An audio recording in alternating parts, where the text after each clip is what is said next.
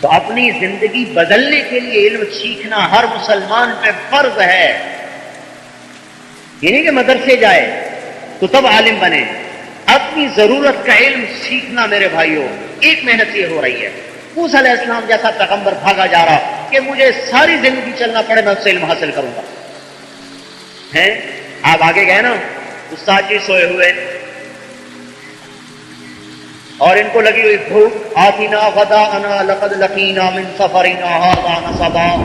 اے بھائی روٹی دو, بھوک لگی. ایک غلام تھے جو بعد میں نبی بنے عیسیٰ علیہ السلام. انہوں نے کہا جی وہ تو وہیں بھول گئی. اوینا الی الصخرۃ فإنی نسیت الحوت وما انسانیہ الا الشیطان ان اذکرہ واتخذ سبیلہ فی البحر عجبا. جی وہ تو جہاں سوئے تھے نا وہ وہیں پانی میں زندہ ہو کے چلی گئی تھی. تو اللہ تعالیٰ نے کہا تھا ایک مچھلی تل کے ساتھ لے لو, تل لو. جہاں وہ مچھلی زندہ ہو کے پانی میں چلی جائے نا وہاں وہ آدمی رہتا ہے جس کو میں نے وہ علم دیا جو تجھے نہیں دیا. اور اللہ کے بندے وہیں تو میں نے جانا تھا. فارتد علی آثارہما قصصا. اب واپس لوٹے. یہ کتنا آگے جا چکے تھے؟ 24 گھنٹے. 24 گھنٹے جا چکے. اب لگی بھوک, پھر 24 گھنٹے واپس آئے تو ہو گئے 48 گھنٹے. اب آگے مولوی صاحب سوئے ہوئے. انہوں نے کہا السلام علیکم. انہوں نے جواب ہی نہیں. انا بعدک السلام. اگر مجھے سلام کرنے کون آ گیا؟ چادر اوپر لی ہوئی. مجھے سلام کرنے کون آ گیا؟ چونکہ وہ تو ایسی جگہ تھی جہاں سوائے اللہ کے کوئی جانتا نہیں تھا. انہوں نے کہا کون ہو بھائی؟ کہا میں موسیٰ ہوں. اچھا بنی اسرائیل والا. پھر چادر اتاری. کہاں بنی اسرائیل والا؟ کہ کیسے آئے ہو؟ کہ هل اتبعک علی ان تعلمنی مما علمت رشدا. جی مجھے اپنے مدرسے میں داخل کرو, میں آپ کا شاگرد بننا چاہتا ہوں. آگے انہوں نے نخرہ دکھایا. انک لن تستطیع معی صبرا. تو میرے ساتھ نہیں چل سکتا. فکیف تصبر علی ما لم تحط بہ خبرا. جس بات کا تجھے پتہ نہیں میں نے کرنی ہے تو پھر وہیں پہ مجھ سے لڑائی کرے گا؟ تو صبر تو کر نہیں سکے گا. میں نے کہا نہیں استاد جی ستجدنی انشاءاللہ صابرا ولا اعصی لک امرا. میں آپ کی پوری مانوں گا, نافرمانی نہیں کروں گا, مجھے ساتھ لے لو. میں نے کہا پھر آ جاؤ. نہ روٹی پوچھی نہ ناشتہ پوچھا. مدرسوں میں روٹی نہ ملے سبق نہیں پڑھتے لڑکے. یہاں روٹی پوچھی نہیں. فانطلقا. آؤ بھائی چلیں. پھر نبی کا علم تو بیٹھنے سے نہیں پھرنے سے آتا ہے. فانجلسا نہیں, فانطلقا. آؤ بھائی. چلا لیا, نہ روٹی نہ پانی. چڑھایا کشتی پر, تختہ توڑ دیا. انہوں نے کرایہ نہیں لیا تھا, انہوں نے تختہ توڑ دیا. کہنے لگے اخرقتها لتغرق اهلها لقد جئت شيئا امرا. اللہ کے بندے انہوں نے کرایہ نہیں لیا, تو نے ان کا تختہ توڑ دیا, یہ کیا کیا؟ تو انہوں نے کہا الم اقل, میں نے نہیں کہا تھا تو بے صبرا ہو جائے گا. انک لن تستطیع معی صبرا. استاد جی غلطی ہو گئی, معاف کر.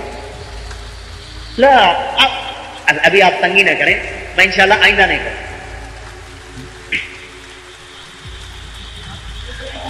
اچھا اب بولنا نہیں کا بالکل. آگے چلے. ایک لڑکا ملا, اس کو ہاتھ مارا, وہ مر گیا. اب بھولے نہیں, اب یاد تھا, لیکن اب غصہ چڑھ گیا کہ میں نبی کتاب والا شریعت والا, میرے سامنے ظلم ہو, یہ کیسے ہو سکتا ہے؟ اقتلت نفسا زکیۃ بغیر نفس لقد جئت شیئا نکرا. اور یہ کیا کیا تو نے, معصوم بچہ قتل کر دیا. آستین چڑھائی نا, تو آگے خضر علیہ السلام نے بھی آستین. الم اقل لک انک لن تستطیع معی صبرا. میں نے نہیں کہا تھا تو صبر نہیں کر سکے گا. پہلے کہا انک لن تستطیع, پھر کہا الم اقل, پھر کہا الم اقل لک. ہر دفعہ لفظ بڑھتا جا رہا ہے, اور لفظ کا بڑھنا معنی کی شدت پہ دلالت کرتا ہے, اور گھٹنا اس کی خفت پہ دلالت کرتا ہے. تو غصہ ادھر بھی بڑھ رہا, ادھر بھی بڑھ رہا. میں کہا میں نے نہیں کہا تھا. میں نے کہا اچھا استاد جی اب غلطی ہو تو مدرسے سے نکال دینا, چھٹی. ان سالتک عن شیء بعدها فلا تصاحبنی. اب پھر مجھے ساتھ نہ لینا. کہا اچھا ٹھیک ہے. اب بھوک کب سے لگی ہوئی تھی؟ 48 گھنٹے تھی. اب جو پہنچے بستی میں, اب روٹی مانگ بیٹھے. کہا یار روٹی تو کھلاؤ. انہوں نے کہا جاؤ جاؤ, کہاں سے آ گئے؟ اس بستی کے جو لوگ تھے نا, حجاج بن یوسف بڑا ظالم تھا, پر ایک احسان کر گیا مسلمانوں کو. قرآن پر زیر زبر لگا گیا.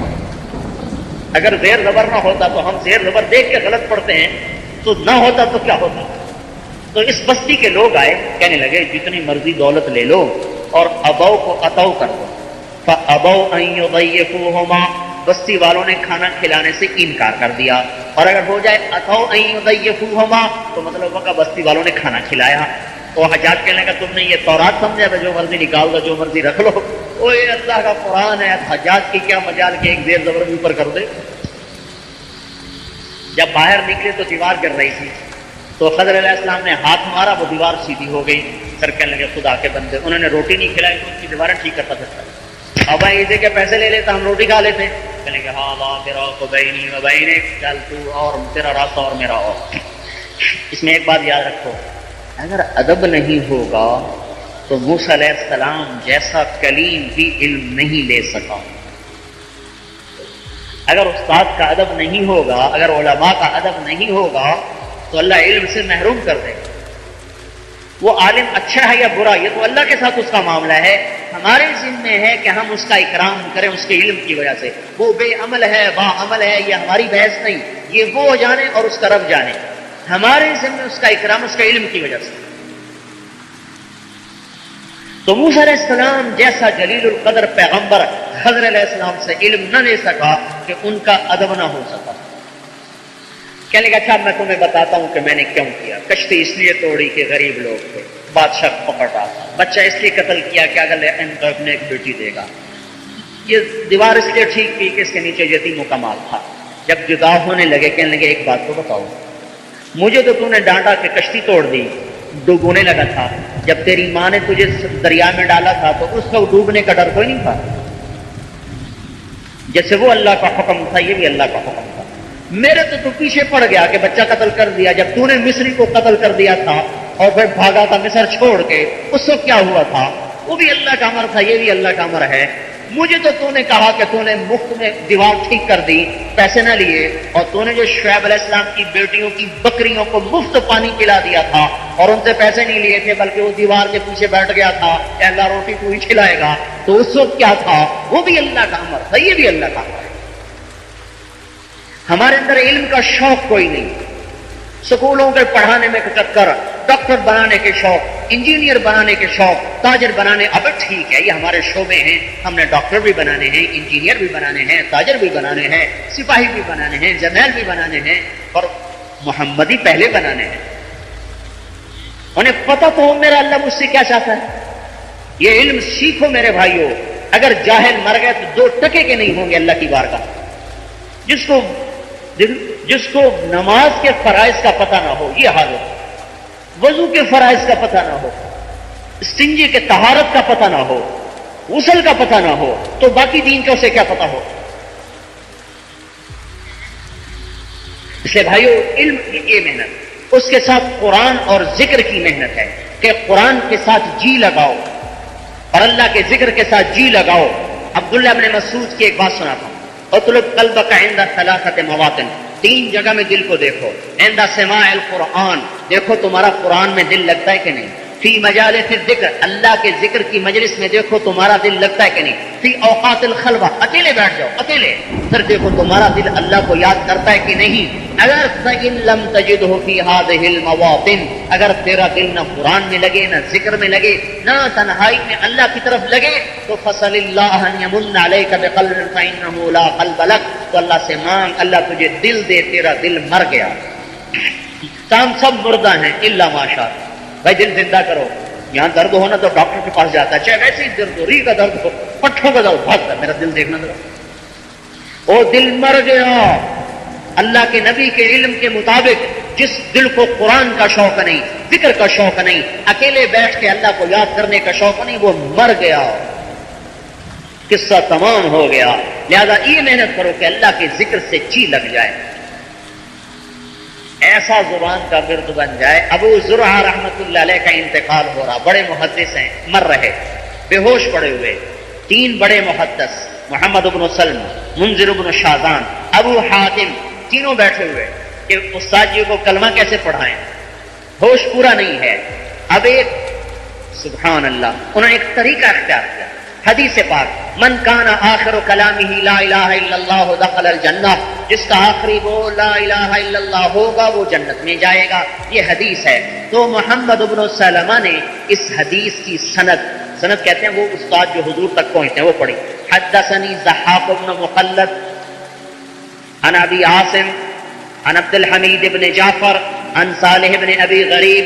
مجھے ضحاک نے بتایا، اسے ابو عاصم نے بتایا، اور اسے عبد الحمید نے بتایا، اسے صالح نے بتایا، اور آگے چپ ہو گئے، آگے نہیں بولے. تو محمد بن حاتم بولے، اب وہ بولے اب انہوں نے اپنی سند سے حدیث پڑھی. حدثنی بندار مجھے بندار نے بتایا، عن ابی عاصم عن عبد الحمید ابن جعفر عن صالح ابن ابی غریب، آگے سلسلہ ایک ہے، اور وہ بھی چپ ہو گئے۔ اب یہ جو تھے نا ساری زندگی حدیث پڑھائی، زبان کا ورد بن گیا، دل دماغ میں اتر گیا ذکر الہی، اب بے ہوش تھے، کانوں میں آواز گئی، لاشعور سے ٹکرائی، لاشعور سے شعور میں آئی، بے ہوشی میں زبان جاری ہو گئی۔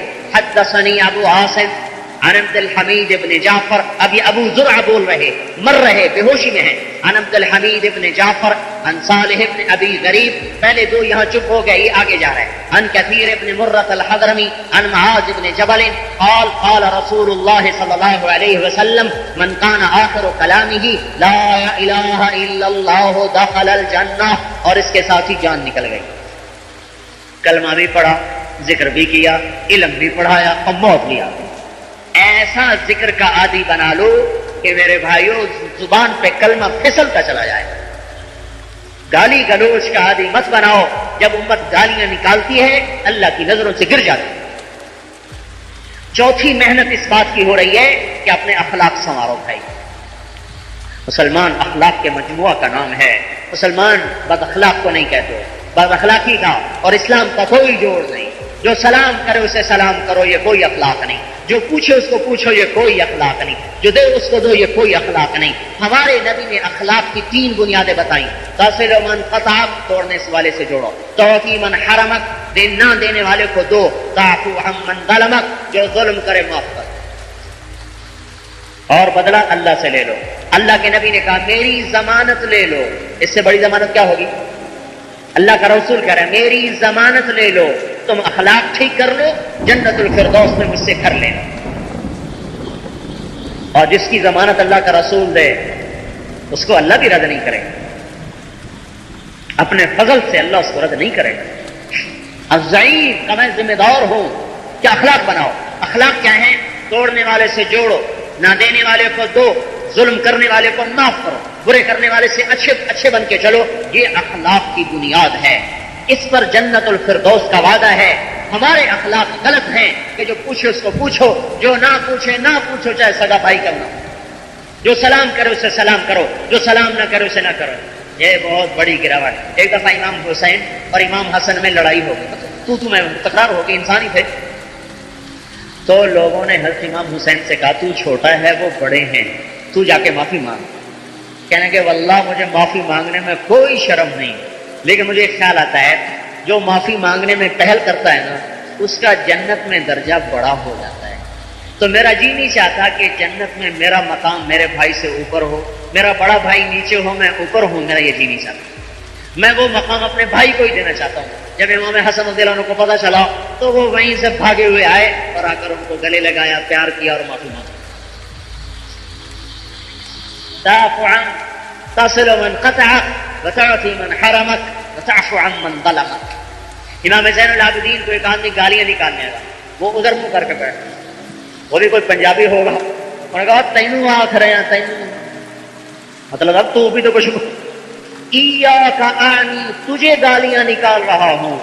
انہوں نے فرمایا مجھے بھی پتا ہے، میں بھی تمہیں ہی معاف کر رہا ہوں کہ میری زبان گندی نہ ہو، تیری تو ہوگی میری نہ ہو۔ تو ایک دم پہنچوں ہونے لگا، کہ واقعی آل بیت کے یہی اخلاق ہونے چاہیے، آل رسول کے یہی اخلاق ہونے چاہیے۔ یہ ہر انسان کے لیے یہ اخلاق اللہ نے مطالبہ کیا ہے کہ اپنے اخلاق بناؤ۔ یہ لوگ جنت، الحسن والحسین سیدہ شباب اہل الجنہ، جنت کے نوجوانوں کے سردار ہیں، جن کو خوشخبری مل گئی وہ تو یوں ایک دوسرے سے معافی مانگ رہے ہیں۔ تو بھائیوں معاف کرنے کا معاشرہ قائم کرو۔ ہمارا معاشرہ انتقامی ہے، اللہ کے واسطے اس سے توبہ کرو۔ یہ انتقامی عدالتوں میں جا رہا ہے۔ عدالتوں میں کس کو عدل ملا؟ جو جھوٹ پہ عدالتیں چل رہی۔ کتنا بڑا ظلم ہے کہ ایک وکیل کو پتہ ہے کہ یہ قاتل ہے، پھر اس سے پیسے لے کر اس کا مقدمہ لڑ رہا۔ زمین نہیں پھٹتی، آسمان نہیں ٹوٹتا کہ ایک ظالم کے لیے ایک آدمی دفاع کر رہا ہے۔ پتہ ہے کہ یہ آدمی زمین دبا کے آیا بیٹھا ہے، پھر اس کی طرف سے مقدمہ لڑ رہا ہے۔ ان عدالتوں میں مت جاؤ، اللہ پہ چھوڑ دو، ان میں ظلم کے سوا کچھ نہیں ہے۔ جب دل اندھے ہو جاتے ہیں تو تو عمارتوں میں عدالت نہیں ہوتی، عدالت دل سے اٹھتی ہے. آج دل اندھے ہیں. جب کسی قوم میں عدل مٹتا ہے تو وہ قوم اللہ کی نظروں سے گر جاتی ہے اور اللہ کے عذاب کا شکار ہو جاتی ہے. اور انسانی قانون بھی کبھی عدل دے سکتا ہے، انسانی قانون سے بھی کبھی انصاف مل سکتا ہے. اللہ کا قانون ہے جو کامل اکمل ہے. لہذا عدالتوں میں نہ جاؤ، آپس میں صلح صفائی سے کوئی بات طے کر لو. ان میں سوائے ظلم کے کچھ نہیں ملے گا، بات بڑھتی جائے گی. اللہ پہ چھوڑ دو. دبا لیا ہے نا تو کیا مرے گا نہیں؟ تو مرے گا نہیں، کہاں لے جائے گا؟ سب کچھ لوٹ لیا، اچھا بھائی لوٹ لیا تو نہیں مرے گا. میرا جو لٹ گیا اور وہ سب کچھ لے گیا تو کب تک لے کے جائے گا؟ کتنا لے کے جائے گا؟ ایک بالشت زمین جس کی دبا لی اور مر گیا، واپس نہ کی، تو 7 زمینوں کا توق بنا کے اللہ گلے میں ڈال دے گا. کھڑا ہو جا، تیری نماز آج تجھے نہیں چھڑائے گی، تیرا حج تجھے نہیں چھڑائے گا. یہ بالشت زمین واپس کر. اب کہاں سے واپس کرے؟ وہ تو دنیا میں تھی. معاف کرنا سیکھو، اللہ کے واسطے معاف کرنا سیکھو. فاعفو واصفحوا، فاعفو واصفحوا. دنیا میں جنت کا مزہ آ جائے گا اگر معاف کرنے کی عادت پڑ گئی. اس لیے اپنے اخلاق بناؤ اللہ کے واسطے. کیا بتاؤں مسلمان کیسے تھے. جب بنو امیہ کا زوال آیا اور بنو عباس حکمران ہو گئے تو وہ ان کو چن چن کے قتل کر رہے. تو سلیمان بن عبد الملک کا بیٹا ابراہیم وہ بھاگا، عراق کا گورنر تھا کوفے میں، تو اس کے پیچھے لوگ لگے ہوئے. تو ایک راستے سے گزر رہا تھا تو سامنے ایک نوجوان بڑا خوبصورت 20-25 گھوڑ سوار اس کے ساتھ. اس بیٹا میں خائف ہوں، مجھے امن چاہیے. ان کا چچا آ جائیں، میں آپ کو امن دیتا ہوں. وہیں اپنا ان کو گھر رہ گیا، ایک خادم ان کے لیے مقرر کر دیا. صبح وہ نوجوان نکلتا ہتھیار سجا کے 20-25 اپنے غلاموں کو لے کر شام کو واپس آتا. 8 دن گزر گئے تو یہ ابراہیم کہنے لگے بیٹا تو صبح نکلتا ہے شام کو آتا ہے ہتھیار لے کے، کیا بات ہے؟ کہنے لگے چچا مجھے پتہ چلا ہے کہ میرے باپ کا ہلاک کر ڈالو، تمہارے خالق کے نزدیک کاش میں نکلتا ہوں کہ ملے تو اس کو قتل کر کے اپنے باپ کا بدلہ برابر کروں. کہنے لگے تیرے باپ کا قاتل کون ہے؟ کہنے لگا ابراہیم بن سلیمان، یہی جس کو پناہ دی. تو کہنے لگے ابراہیم بن سلیمان کہ میرا دل بھر آیا تو اس بچے کے اخلاق نے مجھے اتنا متاثر کیا کہ میں اپنے آپ کو چھپا نہ سکا. تو میں نے کہا بیٹا پھر تیرا کام آسان ہو گیا، تیرا مجرم تیرے سامنے ہے، بدلہ لے لے. تو اس کے ہونٹوں پہ غمگین سی مسکراہٹ آئی. کہنے کا چچا اکیلے رہتے رہتے معلوم ہوتا ہے دل گھبرا گیا، خودکشی کرنا چاہتے ہو؟ کہا نہیں میرا بیٹے، میں تیرے اخلاق سے متاثر ہوا ہوں. میں ہی ابراہیم بن سلیمان ہوں اور میں نے تیرے باپ کو قتل کروایا تھا عراق کی گورنری میں، تو اٹھ اپنا کام کر. تو وہ غصے سے کانپنے لگا، ایک دم کھڑا ہوا، تلوار پہ ہاتھ رکھا اور اندر جنگ شروع ہو.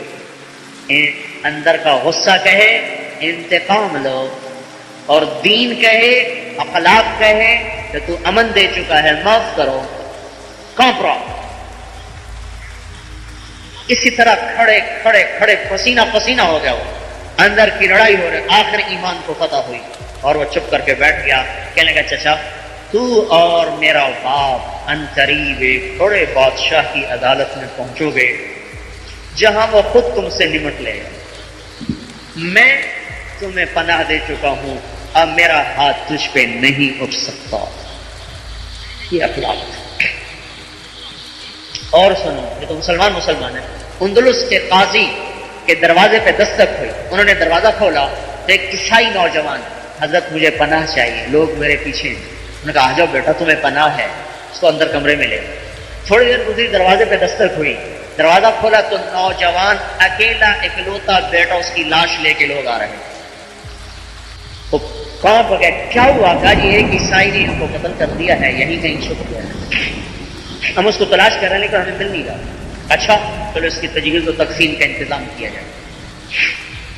سب سے فارغ ہو کر جب رات آدھی گزر گئی تو اس کے دروازے پہ دستک. اس نے جو اندر سے کنڈی کھولی تو ایک ہاتھ میں توشہ دان، اس میں روٹی، ایک ہاتھ میں تھیلی، اس میں پیسے. فرمایا بیٹا تمہیں پتا ہے تو نے آج کس کو قتل کیا ہے؟ کہا جی نہیں. کہا جس گھر میں تو نے پناہ لی ہے نا تو نے اسی گھر کے چراغ کو بجھایا، لیکن میں تمہیں امن دے چکا ہوں، اور مسلمان جب امن دیتا ہے تو ہاتھ نہیں اٹھاتا، یہ پیسے ہیں، یہ روٹی ہے، یہاں سے نکل جا، آگے کہیں پکڑا جائے تو میں بری ذمہ۔ تو میرے بھائیو، اللہ کے واسطے اپنے اخلاق، اپنے جھگڑے ختم کرو، اللہ کے سامنے رکھ دو، نمازیں پڑھ پڑھ کر اللہ سے مانگو، مخلوق سے ہوٹ سی لو، یا تو اللہ دنیا میں دلوا دے گا یا پھر آخرت تو ہے ہی ہے۔ اور یاد رکھنا، کبھی ظالم نہیں پنپ کے دیا، ہمیشہ ظالم کی جڑ اکھڑی ہے، نسلیں اللہ نے مٹا دی، نسلیں۔ بنو امیہ نے ظلم کیا، آج بنو امیہ کا ایک فرد عرب میں نظر نہیں آتا، بنو امیہ کی ساری نسل ختم ہو، ایک فرد نظر نہیں آتا بنو امیہ کا۔ پھر وہ عرب ملکوں میں، اور بھائی پانچویں چیز محنت اس بات کی ہے کہ ہر عمل کو اللہ کی رضا کے لیے کرو، مخلوق سے کچھ نہ چاہو، لا نريد منکم جزاء ولا شکورا، ہم کچھ نہیں چاہتے، نہ آہ نہ واہ، کچھ نہیں، اللہ تو راضی ہو جا بس۔ سید اللہ شاہ بخاری رحمۃ اللہ کہتے تھے، تقریر کروں تو کہتے ہو واہ شاہ جی، جیل میں جاؤں تو کہتے ہو آہ شاہ جی، ووٹ مانگوں تو کہتے ہو نا شاہ جی، اسی آہ واہ میں ہو گئے تب شاہ جی۔ تو نہ ہمیں آہ چاہیے نہ واہ چاہیے، ہمیں تو اللہ ہی چاہیے۔ نماز پڑھنی ہو تو اللہ مطلوب ہے، تبلیغ میں گئے تو اللہ مطلوب ہے، ذکر کیا تو اللہ مطلوب ہے، سخاوت کی ہے تو اللہ مطلوب ہے، تہجد پڑھی ہے تو اللہ مطلوب ہے، صدقہ کیا تو اللہ مطلوب ہے، اخلاق ہے تو اللہ مطلوب ہے، ذکر حج ہے تو اللہ مطلوب ہے، ہر نیکی کے کام میں یا اللہ تو راضی ہو بس، اور ہمیں کچھ نہیں چاہیے۔ ایک محنت اس بات کی ہے، اور آخری چیز اس بات کی ہے کہ ہم ایک سبق بھول گئے، صدیاں ہوئی، مدت ہوئی، صیاد نے چھوڑا بھی تو کیا، تاب پرواز نہیں، راہ چمن یاد نہیں، پنجرے میں پڑے پڑے پر ایسے بیکار ہو گئے کہ باہر نکلا تو اڑ نہیں سکتا، اڑنے کی طاقت ہے تو راستہ چمن کا یاد نہیں کہ میں کس چمن کا پنچھی ہوں، دکانوں کے گھروں کے پنجروں نے ایسا باندھا کہ ہمیں یاد ہی نہیں کہ ہم تبلیغ کے لیے دنیا میں بھیجے گئے، ہمیں یاد ہی نہیں کہ ہم دعوت اللہ کے لیے دنیا میں بھیجے گئے، ہمیں یاد ہی نہیں کہ ہم جہاد فی سبیل اللہ کے لیے دنیا میں بھیجے گئے، سوائے کمانے کے کوئی غم ہی نہ رہا۔ یہ بھولا سبق کہ یہ مسلمان کا مرد، عورت، بچی، بچہ، بوڑھی، بوڑھا پوری دنیا میں اسلام پھیلانے کی استعداد رکھتا ہے۔ ہر مسلمان اسلام پھیلانا اپنا کام سمجھے کہ دنیا میں دین پھیلانا میرے ذمہ ہے، میں اسلام پھیلانے کا ذمہ دار ہوں، تبلیغی جماعت کی وجہ سے تبلیغ میرے ذمہ نہیں ہے، ختم نبوت کی وجہ سے تبلیغ میرے ذمہ ہے۔ میں اپنے نبی کو آخری مانتا ہوں، ایک آدمی اللہ کے رسول کو رسول مانے، آخری نہ مانے تو کافر ہو جائے گا، بے شک اور کوئی جھوٹے نبی کا اقرار نہ کرے، کسی نبوت کی کسی نبی کو نبی نہیں مانتا، صرف آپ کو نبی مانتا ہے، لیکن آپ کو آخری نہیں کہتا تو کافر ہے۔ تو آخری نبی ہونے کا تقاضا کیا ہے؟ دیکھو ہمارے کلمے کے 4 حصے ہیں، 3 ظاہر ہیں، 1 باطن ہے، 3 ظاہر ہیں، 1 مخفی ہے، 3 جسم کی طرح ہے، 4 روح کی طرح ہے۔ جیسے میں 2 ہوں، ایک میں ہوں، ایک میری روح ہے، جسم نظر آ رہا، روح اندر ہے۔ لا الہ الا اللہ محمد الرسول اللہ، یہ ظاہر ہے۔ لا نبی بعدہ، یہ 4تھا حصہ کلمے کے مفہوم میں ہے، لفظوں میں نہیں، مفہوم میں شامل ہے۔ جسم نے روح کی طرح، جسم سے روح نکلے، جسم بیکار، کلمے سے لا نبی بعدہ نکلے، کلمہ بیکار، لا نبی بعدہ، آپ کے بعد کوئی نبی نہیں۔ لا الہ کا تقاضا ہے، مخلوق سے کچھ نہیں ہوتا، لہذا مخلوق کے سامنے مت جھکو۔ الا اللہ کا تقاضا ہے کہ اللہ سے سب کچھ ہوتا ہے، لہذا اللہ کے سامنے جھکو۔ محمد الرسول اللہ کا تقاضا ہے کہ آپ اللہ کے رسول ہیں، لہذا محمدی بنو۔ لا نبی بعدہ کا تقاضا ہے کہ تبلیغ کرو، رائمنڈ والوں کا تقاضا نہیں ہے، تبلیغی جماعت کا تقاضا نہیں ہے کہ یہ آ جاتے ہیں آپ کو کہتے ہیں چلے لگاؤ، یہ اللہ کا رسول کہتا ہے کہ میرے دین کو پھیلاؤ۔ پھیلانے کے لیے وقت مانگتے ہیں، یہ وقت کی ترتیب ہے، چلا 4 مہینے، یہ کوئی بدعت نہیں ہے، نہیں تو سارے مدرسے بدعت ہو جائیں گے۔ سیکھنے کے لیے ہے، علم سیکھنے کے لیے مدرسے بنے، علم سیکھنے کے لیے کتابیں بنی، علم سیکھنے کے لیے کتابیں چھاپی گئیں۔ حضور کے زمانے میں تو کتابیں نہیں چھاپی گئی، حضور کے زمانے میں تو مدرسے کوئی نہیں تھے، پہلا مدرسہ 357 ہجری میں نہیں، 304 ہجری میں، 357 میں ایک اور واقعہ ہوا ہے، 304 ہجری میں پہلا مدرسہ مصر میں بنایا گیا، اور اللہ اس کا بھلا کرے جس نے بنایا۔ اگر مدرسے نہ بنتے تو دنیا سے علم مٹ جاتا۔ یہ علم کو بچانے کے لیے تھے، چلا 4 مہینے، یہ کوئی دین میں اضافہ کوئی نہیں، یہ دین سیکھنے کے لیے۔ جیسے ہم نے 8 سال پڑھا، کون سی حدیث میں لکھا ہوا ہے 8 سال پڑھو تو عالم بن جاتا ہے؟ کوئی نہیں۔ یہ ایک نظم ہے، ایک نظام ہے، چلا 4 مہینے ایک نظام ہے۔ بھائی دین سیکھنا ہے، دین کو پھیلانا ہے، کچھ وقت تو لگے گا، تو بھائی 4 مہینے لگا ہے، چلا لگا، اس کی ایک ترتیب بنائی گئی ہے۔ باقی چلا تو ثابت ہے، موسیٰ علیہ السلام سے چلا لگوایا کوہ طور پر، تب تورات عطا فرمائی۔ جو 40 دن تکبیر اولیٰ سے نماز پڑھے اس کو 2 پروانے ملتے ہیں۔ جو 40 دن اللہ کے لیے خالص کر دے تو اس کے دل میں حکمت کے چشمے جاری ہو جاتے ہیں۔ تبلیغی جماعت والے ذمے نہیں لگا رہے، ختم نبوت کی وجہ سے تبلیغ ذمے لگ رہی ہے۔ کہاں لگی؟ مینا کی وادی میں۔ کیسے لگی؟ نبوت کا 11واں سال ہے اور آپ کی کوئی سننے والا نہیں ہے، آپ کو مدینے کے 6 آدمی ملتے ہیں، عبداللہ بن رواحہ، ابو الحسن بن تیہان، سعد بن الربیع، اسد بن زرارہ، عبادہ بن صامت، نعمان بن حارثہ۔ آپ ان کو دعوت دیتے ہیں، یہ مسلمان ہو جاتے ہیں۔ ان کی خوشی میں آپ نے سال پورا گزارا۔ 12واں سال نبوت کا آیا اور جولائی میں حج ہے، مدینے سے 12 آدمی آئے، 5 یہ، ان میں ایک نہیں آئے، 7 اور آئے، 12 ہوئے جنہوں نے بیعت کی۔ پھر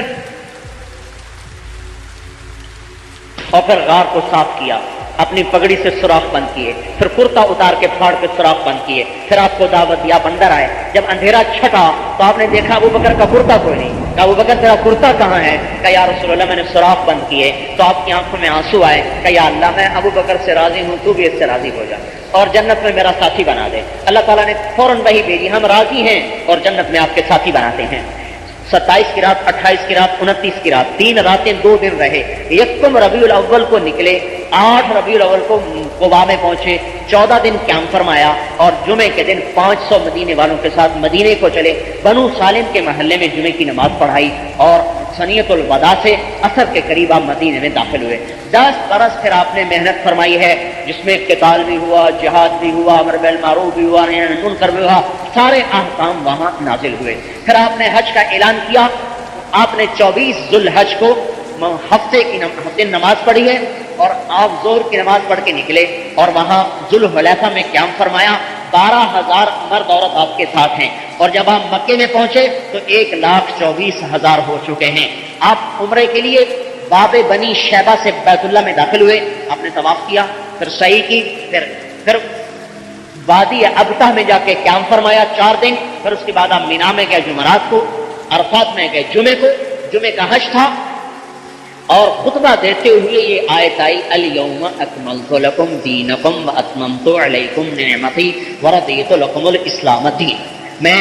ہم نے دین مکمل کر دیا، اسلام مکمل کر دیا۔ پھر آپ شام کو نکلے، مزدلفہ میں آئے، مزدلفہ سے مینا میں آئے اور آ کر کنکریاں ماری۔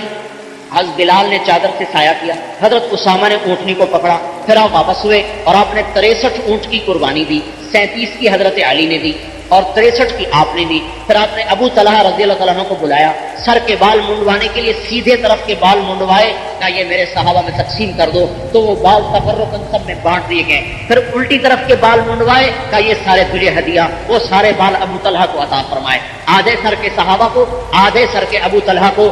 اس کے بعد آپ نے یہاں خطبہ دیا اور اس میں اعلان فرمایا فَلْيُبَلِّغِ الشَّاهِدُ الْغَائِبُ، آپ میرے بعد تبلیغ کرنا تمہارے ذمہ ہو گیا۔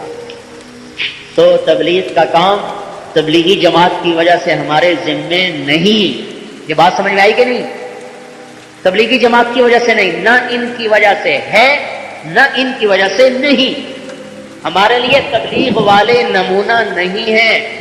یاد رکھنا، ایک بات عرض کر دوں، نماز کے لیے نمازی نمونہ نہیں۔ ہم کسی نمازی کی بد عملی کو دیکھ کے کبھی نماز چھوڑتے ہیں؟ کوئی نمازی بتا دے کہ میں نے فلاں نمازی کو دیکھا وہ رشوت دیتا تھا لہذا میں نے نماز چھوڑ دی، کیوں؟ اسے پتہ ہے نماز حکم الہی ہے اور نمازی ایک بشر ہے، غلطی بھی کر سکتا ہے۔ کسی روزے دار کی برائی کی وجہ سے روزہ چھوڑا؟ کیوں؟ کبھی روزہ حکم الہی ہے. کسی حاجی کی برائی کی وجہ سے کوئی حج چھوڑتا ہے؟ تو کسی تبلیغ والے کی برائی کی وجہ سے تبلیغ کیوں چھوڑ دیں؟ اگر تو تبلیغ رائمنڈ کی وجہ سے ہے اور میری وجہ سے ہے، پھر میری برائی کی وجہ سے تبلیغ چھوڑ دیں. اور اگر تبلیغ اللہ کا حکم اور نبی کا حکم ہے تو پھر میں برا ہوں پھر بھی کرنی پڑے گی، میں اچھا ہوں پھر بھی کرنی پڑے گی، میں با عمل ہوں پھر بھی کرنا پڑے گا، میں بے عمل ہوں پھر بھی کرنا پڑے گا. حکم کا معیار افراد نہیں ہے. نماز کی پرکھ نمازی نہیں، نماز کی پرکھ قرآن حدیث ہے. اگر اللہ نے کہہ دیا، رسول نے کہا، جب کرنا ہے. تبلیغ کے لیے تبلیغ والا معیار نہیں ہے. یہ تبلیغ میں چلے لگا کے بھی کیا کرتے ہیں، ایسی تبلیغ کا کیا فائدہ؟ کیا کہتے ہیں ایسی تبلیغ کا کیا فائدہ؟ چلو بھائی وہ تو ایسا کرتا ہے، آپ ٹھیک کریں. جیسے کہتے ہیں ایسی نماز کا کیا فائدہ؟ یاد رکھنا دین کا کوئی عمل فائدے سے خالی نہیں. ایک آدمی داڑھی بھی رکھے جھوٹ بھی بولے، ایک آدمی داڑھی مڈائے جھوٹ بھی بولے، تو ہمارے معاشرے میں یہ ہے کہ داڑھی رکھنے والا بڑا مجرم ہے اور داڑھی مڈانے والا چھوٹا مجرم ہے. کیونکہ داڑھی مڈانے سے سارے حرام حلال ہو جاتے ہیں اور داڑھی رکھنے سے سارے حرام حرام ہو جاتے ہیں. تبلیغ میں جانے سے سارا دین فرض ہو جاتا ہے، تبلیغ میں نہ جائے تو کچھ بھی فرض کوئی. اور دیکھو داڑھی رکھے جھوٹ بول رہا ہے، تو کیا داڑھی مڈانے سے جھوٹ حلال ہو جاتا ہے؟ جھوٹ کس وجہ سے حرام ہے؟ داڑھی کی وجہ سے یا اللہ کے حکم کی وجہ سے؟ صحیح تولنا کس وجہ سے ہے؟ داڑھی کی وجہ سے کہ اللہ کے حکم کی وجہ سے؟ ایک رشوت حلال ہو گئی، داڑھی مڈا دی، اور رشوت حرام ہو گئی، داڑھی. چلا لگایا تو جھوٹ بولنا حرام، چلا نہیں لگایا تو جھوٹ بولنا حلال. یہ ایسی جہالت شیطان نے پھیلا دی. انہوں نے کہا جی داڑھی رکھ کے گناہ کریں تو شرم آتی ہے. میں کہتا ہوں کلمہ پڑھ کے گناہ کریں تو شرم نہیں آتی، تو داڑھی رکھ کے گناہ کرنے سے شرم کا کیا مطلب ہے؟ داڑھی سے شرم نہیں، کلمے سے شرم ہے. یہ بات سمجھنے کی ہے. شرم کلمے کی ہے، کلمے کی. کلمہ کہتا ہے جھوٹ نہ بولو، داڑھی نہیں کہتی جھوٹ نہ بولو. کلمہ کہتا ہے سچ تولو، داڑھی نہیں کہتی سچ بولو، داڑھی نہیں کہتی سچ بولو. تبلیغ نہیں کہتی سچ بولو، کلمہ کہتا ہے سچ بولو. چلے لگانے سے اسلام فرض نہیں ہوا، کلمہ پڑھنے سے اسلام فرض ہوا ہے. اور دیکھو جی 1 سال تبلیغ میں لگا لیا پھر بھی اس کا یہ حال ہے، تو سال نہ لگائے تو پھر جو مرضی کرے. اگر تبلیغ میں چلہ نہ لگائے تو پھر سارے حرام حلال ہو گئے، اور چلہ لگا لے تو سارا دین فرض ہو گیا. یہ بہت بڑی غلط فہمی ہے. حج کر لے تو سارے گناہ اب سارے حرام اس کے لیے حرام ہو گئے، اور حج نہ کرے تو ساری چھٹی. انہوں نے کہا جی اکٹھا ہی معاف کراواں گے، اور پہلے ہی مر گیا. پھر میرے بھائیو، دین کا تعلق قرآن حدیث سے ہے، افراد سے نہیں ہے. سچ قرآن کہتا ہے بولو. تبلیغ اور داڑھی کی وجہ سے سچ فرض نہیں ہوا. صحیح تولنا قرآن کہتا ہے، داڑھی اور تبلیغ کی وجہ سے صحیح تولنا فرض نہیں ہوا. اگر کوئی تبلیغ والا برا ہے تو تبلیغ چھوڑنے کا حکم نہیں ہے. میں برا ہوں تو مجھ سے لڑو، نماز کیوں چھوڑ دو؟ اچھا اگر تبلیغ والے برے ہیں تو پھر نماز بھی تو پڑھتے ہیں، نماز بھی چھوڑ دو. ان کا یہ نماز تو اللہ کا حکم ہے. اچھا نماز اللہ کا حکم ہے، تبلیغ فتو کا حکم ہے. یہ ایسے پاگل پھر رہا ہے بستر اٹھا کے. سارا جہان حرکت میں آیا ہوا ہے، کسی نتھو فتو کے بس کی بات نہیں ہے. یہ کسی تحریک کی بات نہیں ہے کہ اتنے افراد تیار کر سکے.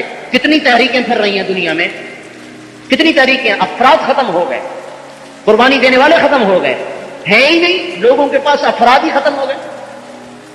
اور یہاں اللہ مجمع کا مجمع بھیج رہا ہے. یہ تبلیغی جماعت کا کمال نہیں ہے، کوئی ان کی حیثیت نہیں ہے. کسی کو نہ کوئی بات کر سکے. جاؤ رائمنڈ میں بیٹھو، ایک بیان کوئی ایسا دکھا دو جو کہ یہ بیان تو بڑا دل کو لگا. ایسی ٹھنڈی باتیں ہیں کہ آدمی بھاگ جائے. کوئی بیان نہیں، کوئی تقریر نہیں. اور پوری دنیا میں دکھاؤ کہ بیان کرنے والا سو رہا اور لوگ آگے بیٹھے ہوئے ہیں. پوری دنیا میں دکھا دو. جاؤ فجر کا بیان دیکھو، عبدالوہاب صاحب سو رہے ہوتے ہیں، لوگ بیٹھے ہوتے ہیں. یہ عبدالوہاب نے اکٹھا نہیں کیا، یہ تقریروں نے اکٹھا نہیں کیا، یہ ایمان نے اکٹھا کیا ہے. تبلیغ کی محنت کی بنیاد اعمال ہیں. اعمال کی وجہ سے لوگ پھر رہے ہیں، ورنہ عرب اٹھ کے نہ آتے. یہاں بھی میں نے ابھی دیکھا عربوں کو، عرب نہ آتے جن کے زبان میں قرآن. مکے کے قریشی آ کے چلے لگائیں. کیوں؟ ان کے ہاں دین نہیں ہے، ان کے ہاں توحید نہیں ہے. ہمیں کیا توحید کہ ان کے پاس توحید ہے، ہمیں تو توحید کی خبر ہی کوئی نہیں۔ جس آدمی کی نگاہ مخلوق کی طرف جاتی ہے اسے کیا خبر توحید کیا ہوتی ہے؟ جو مخلوق کی جیب کو دیکھ کے چلتا ہے اسے کیا پتا توحید کیا ہوتی ہے؟ ہاں ظاہری توحید ہے، اتنی توحید سے بھی جنت مل جائے گی، اتنی توحید سے بھی جنت مل جائے گی، لیکن توحید کی حقیقت اس سے کوسوں دور ہے۔ تو میرے بھائیو، یہ بات میں واضح کر رہا ہوں، آپ اتنے لوگ آئے ہیں، میں بھی تھکا ہوں، بات کر کے بھی تھک رہا ہوں، لیکن میں اس لیے بات لمبی کر رہا ہوں کہ ساری چیزیں آپ کے سامنے آ جائیں، پھر فیصلہ آپ کر لیں۔ ایک دفعہ دھیان سے سن لیں، فیصلہ آپ خود کر لیں۔ 2 گھنٹے سے بات اوپر جا چکی ہے، پورے 2 گھنٹے میں نے اپنی دعوت نہیں دی کہ ہم یہ کر رہے ہیں، تبلیغی جماعت کا ممبر بننے کی دعوت نہیں دی۔ اللہ سے جڑ جاؤ، اس میں میری ضرورت تھی، آپ کی ضرورت، اس میں تبلیغی جماعت کا کیا سوال ہے؟ نبوت والی زندگی اختیار کرو، میری ضرورت ہے، سب کی ضرورت ہے۔ نماز پہ آؤ، اخلاق پہ آؤ، علم سیکھو، ذکر کرو، اخلاق بناؤ، اخلاص سیکھو، دنیا میں اسلام پھیلاؤ، تو اس میں ہمارا ممبر بننے کا کیا سوال ہے؟ تبلیغی جماعت کا فرد بننے کا اس میں کیا سوال ہے؟ ہر مسلمان تبلیغ والا ہے، ہر مسلمان نمازی ہے، چاہے پڑھے یا نہ پڑھے، نماز فرض ہے، ہر مسلمان کے ذمہ روزہ فرض ہے، رکھے یا نہ رکھے، ہر مسلمان تبلیغ والا ہے، کرے یا نہ کرے مرضی اس کی، چاہے بستر اٹھا کے پھینک دے، چاہے بدعتی کہے، چاہے مشرک کہے، چاہے جو مرضی کہے، تبلیغ اس کے ذمہ ہے۔ ہم برے ہیں تو تم آ کے کرو، تو ہم کو اس لیے ہمارا دعویٰ ہی نہیں ہے کہ ہمارے جیسے بن جاؤ، ہم کہتے ہیں صحابہ جیسے بنو، اللہ کے نبی جیسے بنو۔ ہم تو درمیان میں ڈاکیا ہیں، ڈاکیا پارسل دینے آتا ہے تو ڈاکیے کا حدود اربا کوئی نہیں دیکھتا کہ کپڑے کیسے ہیں، ٹوپی کیسی ہے، کون ہے، جاتا ہے کہ میراثی ہے، وہ اپنا پارسل دیکھتا ہے، پارسل اپنا ہے تو لے لیتا ہے، نہیں ہے تو واپس ہو جاتا ہے۔ میری حیثیت یا ہر تبلیغ کے آنے والے آدمیوں کی عزت ڈاکیے کی ہے، ڈاکیے کی۔ انہیں مت پرکھو، دوسروں کو پرکھنے کا حکم بھی نہیں، اپنے آپ کو پرکھو، میں کیا ہوں۔ جب یوں کرتے ہو تو 3 انگلیاں اپنی طرف اٹھتی ہیں، ایک دوسرے کی طرف اٹھتی ہے۔ اگر کسی میں ایک برائی دیکھو تو یاد رکھو تم میں 3 برائیاں پہلے سے ہیں۔ جو اوروں کی برائیاں دیکھتا ہے وہ اس کو کبھی ہدایت نہیں ملتی۔ جو اپنے آپ کو اچھا سمجھے وہ کبھی ہدایت پہ نہیں آتا، جو اپنے آپ کو پورا سمجھے وہ کبھی پورا نہیں ہوتا۔ ہم تو ناقص، ہمارا دعویٰ ہی نہیں کہ ہم باعمل ہیں۔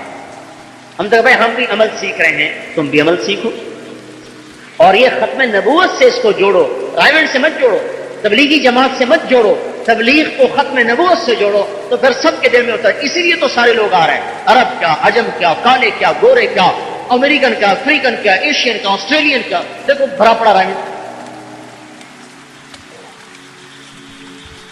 اتنے بڑے مجمع کو کوئی حکومت روٹی نہیں کھلا سکتی، روزانہ 5000 آدمی روٹی کھاتا ہے، اتنے بڑے مجمع کو کوئی حکومت روٹی نہیں کھلا سکتی۔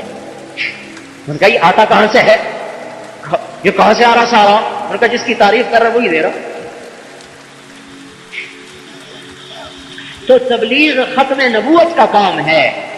اپنے ذمے سمجھو، میرے کرو یا نہ کرو آپ کی مرضی، اپنا ذہن تو صاف کرو کہ میرے ذمے ہے بھائی، ذمے تو سمجھو، ذمے سمجھو گے تو کبھی کرنے بھی لگو گے، ذمے ہی نہ سمجھے تو توبہ کی توفیق کیسے ہوگی؟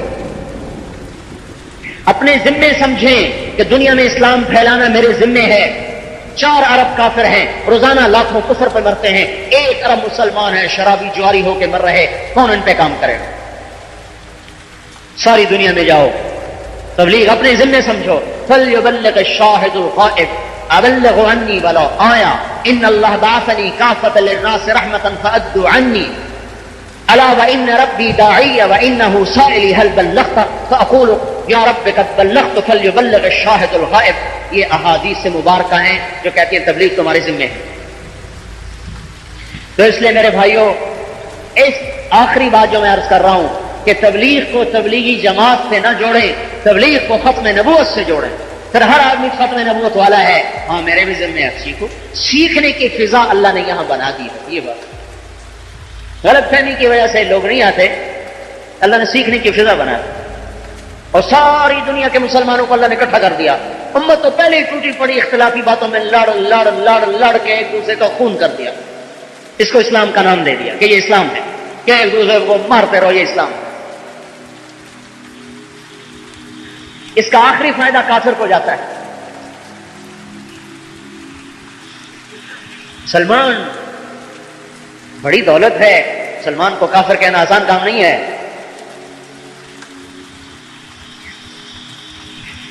ادنا سے ادنا مسلمان قیامت کے قریب تو نہ نماز ہوگی، نہ روزہ، نہ حج، نہ زکات، کچھ بھی نہیں، صرف کلمہ ہوگا. اللہ ان کی برکت سے قیامت کو نہیں آنے دے گا. اس کلمے والے کے وجود کی وجہ سے قیامت نہیں آئے گی. جب یہ مر جائیں گے پھر قیامت آئے گی. تو آج کے مسلمان تو بڑے اچھے ہیں، کچھ نہ کچھ تو اللہ کو یاد کر ہی لیتے ہیں، کتنا ہی گیا گزرا کیوں نہ. ایک ہمارا عزیز تھا بالکل شرابی، بیچارہ اسی میں مر گیا. ایک دن میں اس کی گاڑی میں جا رہا، وہ گاڑی رہا، میں ساتھ بیٹھا، اس سے کہنے لگا جب سے میں نے ہوش سنبھالا ہے میں نے بیت اللہ کی طرف منہ کر کے کبھی چھوکا نہیں. حیران ہو گیا، یا اللہ کبھی ہمیں اس کا خیال نہیں گزرا. اور وہ بیچارہ ساری زندگی نشے کرتا کرتا نشوں میں مر گیا، لیکن اس کے اندر کا حال یہ تھا کہ بیت اللہ کی طرف منہ کر کے کبھی چھوکا نہیں. اللہ اکبر. اس لیے کسی مسلمان کو حقیر نہ سمجھو، پتہ نہیں کون سی بات اللہ کو پسند آئی پڑی ہو اور آپ اس کے عیب نکال رہے ہو اور وہ بخشا جا چکا ہو. تو تبلیغ اللہ کا حکم ہے، اللہ کے رسول کا حکم ہے، لہذا ہمارے ذمے ہے. رائمنڈ کی وجہ سے نہیں، تبلیغی جماعت کی وجہ سے نہیں، ختم نبوت کی وجہ سے ذمے ہے. ساری دنیا میں اسلام پھیلانا ہمارے ذمے ہے. جاؤ پھیلا دو. اتنی بات آپ نے مینا میں کہی اور پھر اس کو صحابہ نے سچ کر کے دکھایا. 10 ہجری میں آپ کا انتقال ہوا اور 90 ہجری میں اسلام پاکستان میں آ گیا. 80 سال کے اندر اندر اسلام ملتان تک، دیپال پور تک، کشمیر تک اور کاشغر تک اور سینیگال تک، چاڈ تک، شمالی افریقہ، جنوبی فرانس، پرتگال، سارا اندلس، استنبول کے دروازوں تک اتنا بڑا حدود دربا ان کے پاؤں کے نیچے سمٹ کے آ گیا. صرف 80 سال کے اندر یہ اسلام پھیلا ہے. 5 صحابہ پنجگور میں ہیں. محمد رضی اللہ تعالیٰ عنہ اصفہان میں دفن، براء ابن مالک نہامند میں دفن، نعمان ابن مقرن، براء ابن مالک تستر میں ہیں، نعمان بن مقرن اور عمرو ابن مادی کرب نہامند میں ہیں، عبد الرحمن ابن سمرہ خراسان میں ہیں، ابو رافع غفاری خراسان میں ہیں، اور ربیع بن زیاد الحارثی سجستان میں ہیں، اور عقبہ ابن نافع الجزائر میں ہیں، ابو زمع انصاری تیونس میں ہیں، ابو لبابہ انصاری تیونس میں ہیں، عبد الرحمن بن عباس عابد بن عباس شمالی افریقہ میں ہیں، رویفہ انصاری لیبیا میں ہیں، عبد الرحمن غافقی فرانس میں ہیں، اسد بن فرات